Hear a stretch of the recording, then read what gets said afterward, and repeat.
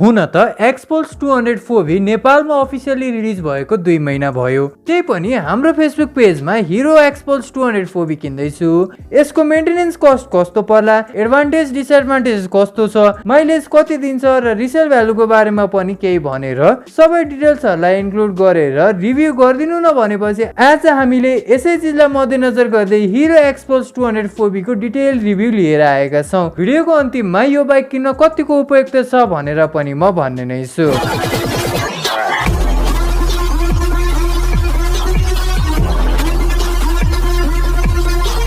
Adventure dual sports bike को रूपमा हेरिने हिरो Xpulse 204V को स्पेसिफिकेसन र फिचर्स को कुरा गरौं। सो आउनु सुरु गरौं इन्जिनबाट। 199.6cc को single cylinder 4 stroke 4 valve OSC oil cool fuel injected BS6 compliant को इन्जिन राखिएको यस बाइकले maximum power 19.1 bhp at 8500 rpm र maximum torque 17.3 Nm at 6500 rpm generate गर्दछ। 2V भन्दा 4V मा पावर र टर्क त बेसी नै हुने भयो, तर 4V भएकै कारण हायर आरपीएम मा बाइक को इन्जिन कम स्ट्रेस गरेको पाइयो। 45 टुथ रियर स्प्रकेट र 25% ठूलो ओइल कुलरले गर्दा बाइक को एक्सलरेसन स्पिड चाहिँ हल्का अपग्रेड नै भएको छ। 5 स्पिड कन्स्ट्यान्ट मेस गियरबक्स भएको यस बाइकमा इन गियर रेशियो पनि एकदम बवाल भएर आएको छ।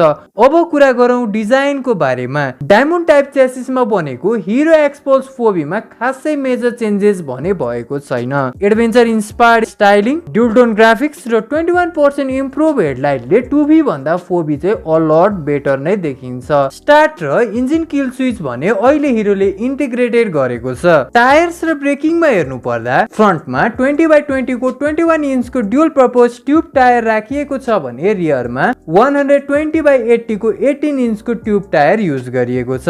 त्यस्तै ब्रेकिङमा 276 mm को petal disc with single channel ABS फ्रन्टमा युज गरिएको छ भने रियरमा 220 mm को पेडल डिस्क युज गरिएको छ। लाइट, सस्पेन्सन र मिटर कन्सोल को कुरा गर्नु पर्दा हेडलाइट र टेल लाइट LED प्रोभाइड गरिएको छ भने साइड इन्डिकेटर्सहरु भने हेलोजन प्रोभाइड गरिएको छ। त्यस्तै सस्पेन्सन भने telescopic forks with anti friction bush फ्रन्टमा र 10 स्टेप एडजस्टेबल मोनोक्रस रियरमा प्रोभाइड गरिएको छ। मिटर कन्सोल भने standard LCD TFT panel use गरिएको छ, जसमा speedometer, trip meter, odometer, gear position इन्डिकेटरहरु पुरै डिजिटल मिटरमै पाउन सक्नुहुन्छ। हिरोले हामीलाई यस बाइकमा smartphone connectivity with turn by navigation पनि प्रोभाइड गरेको छ। 13 लिटर्स फ्युल ट्याङ्क प्रोभाइड गरिएको यस बाइकले माइलेज भने 40 to 45 किलोमिटर पर लिटर दिन्छ। त्यस्तै 115 किलोमिटर पर आवर यो बाइकको टप स्पिड छ। मेजर डाइमेन्सनमा हेर्नु पर्दा यो बाइकमा अहिले सिट हाइट चाहिँ 2 mm ले बढेर 825 mm को भएको छ। त्यस्तै सिट पनि पहिलाको भन्दा मच मोर कम्फर्टेबल भएको रिभ्यू आएको छ। 220 mm को ग्राउन्ड क्लियरेन्स भएको यो बाइकको नेट वेट भने 4 kg बढेर 158 kg को छ। ब्लू, पोलिस्टर ब्लू र स्पोर्ट्स रेड गरेर नेपालमा अहिले यो बाइक 3 वटा कलर अप्सनमा अवेलेबल छ। प्राइस भने यो बाइकको अहिले नेपाली मार्केटमा 4,50,000 पर्दछ। बजेट पछि पनि अहिलेसम्म यो बाइकको प्राइसमा कुनै पनि इम्प्याक्ट परेको छैन।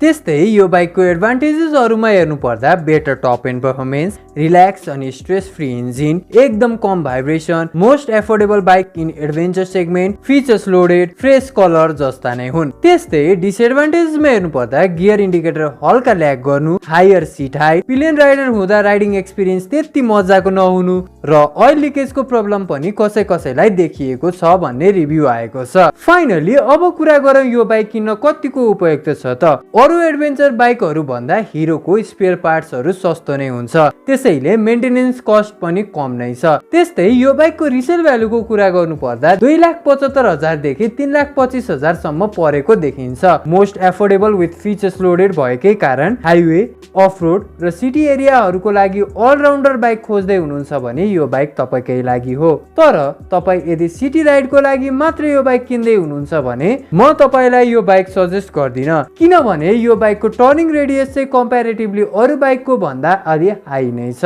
सब्स्क्राइब गर्न चाहिँ नबिर्सिनु होला। ट्राफिक नियमको पालना गरौँ। Ride hard, ride safe.